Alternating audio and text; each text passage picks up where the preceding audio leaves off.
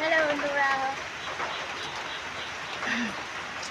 সবাই কেমন আছো? সবাই ভালো আছো? আর আমি জানি না, আমার কথা আমি ভালো, কিন্তু প্রবলেম আছে। থাকতো ওসব কথা, ভালো